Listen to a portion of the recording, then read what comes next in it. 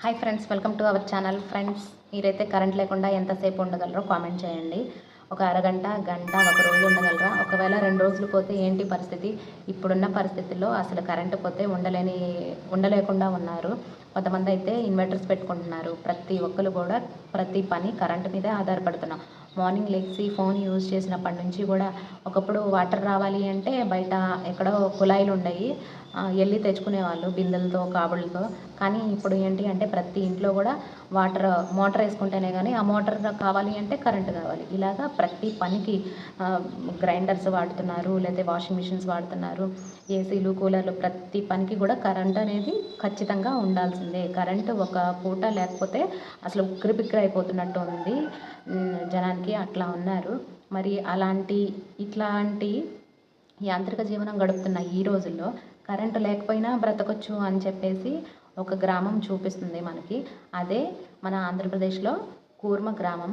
ఇది శ్రీకాకుళం దగ్గర ఉంది. పచ్చని కొండల మధ్యన కొన్ని ఇళ్లతో ఉంటుంది ఈ గ్రామం అనేది. ఇక్కడ కరెంట్ అనేది అసలు ఉండదు. కరెంట్ అనేది అసలు ఇక్కడ ఉండదు.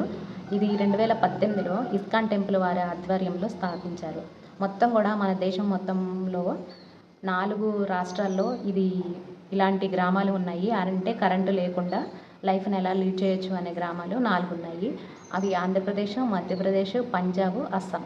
ఈ 4 రాష్ట్రాల్లో కూడా వీళ్ళు స్థాపించడం జరిగింది. ఇస్కాన్ టెంపుల్ వాళ్ళు. అంటే భక్తి భావన, స్వయంగా వాళ్ళు ఉపాధులు వాళ్ళే ఇల్లు కట్టుకుంటారు స్వయంగా. మనం ఇప్పుడు సిమెంట్ యూజ్ చేసి ఇల్లు కడతాం, కానీ వాళ్ళు ఏంటంటే మట్టి, సున్నం ఇలాగ యూజ్ చేసి కడతారు. దానివల్ల ఏంటి అంటే ఎండాకాలం చల్లగా ఉంటుంది ఇంటి లోపల, చలికాలం వెచ్చగా ఉంటుంది. ఇటువంటి వాతావరణం అనేది ఉంటుంది. వాళ్ళు తినే ప్రతిదీ కూడా వాళ్ళే పండించుకుంటారు. బయట నుండి మనకులాగా కొని తెచ్చుకోవడం అలా చేయరు. ప్రతిదీ కూడా ధాన్యం కానీ, లేకపోతే గోధుమలు కానీ, కూరగాయలు కానీ ప్రతిదీ కూడా వాళ్ళే పండించుకుంటారు. అలాగే ప్రతి పని కూడా పాలు పంచుకుంటారు. వాళ్ళు వేసుకునే బట్టలు కూడా వాళ్ళే నేర్చుకుంటారు. ఇలాగా ప్రతిదీ కూడా అవతల వాళ్ళ మీద ఆధారపడకుండా కరెంటు లేకపోయినా సరే, అంటే మన పూర్వీకులు ఎలా బ్రతికారు అన్నది చూపించాలి అనేది వీళ్ళ ఉద్దేశం.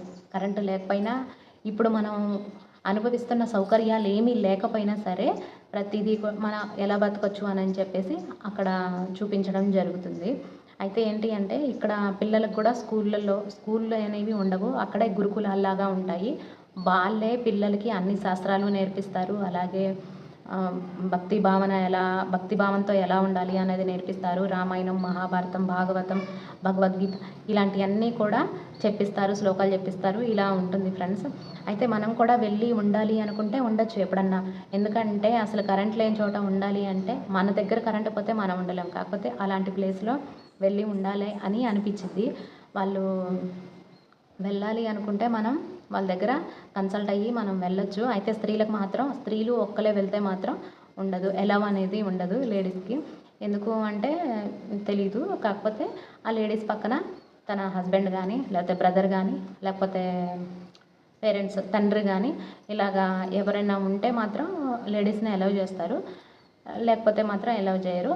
జెంట్స్ లేదా ఫ్యామిలీస్ని ఎలవ్ చేస్తారు.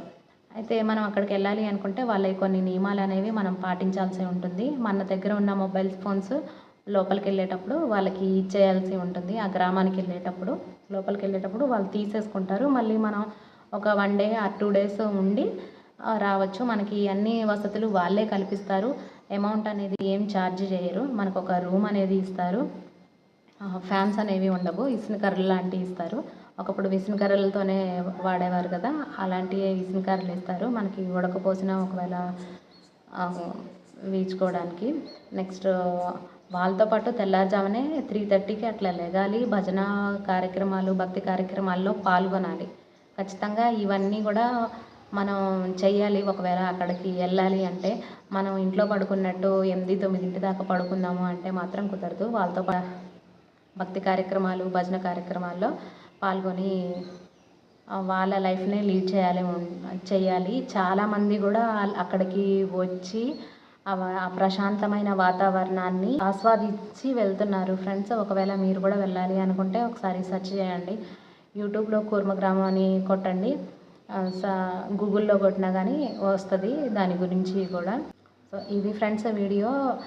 నచ్చినట్లయితే లైక్ చేసి ఛానల్ సబ్స్క్రైబ్ చేయండి. Thank you.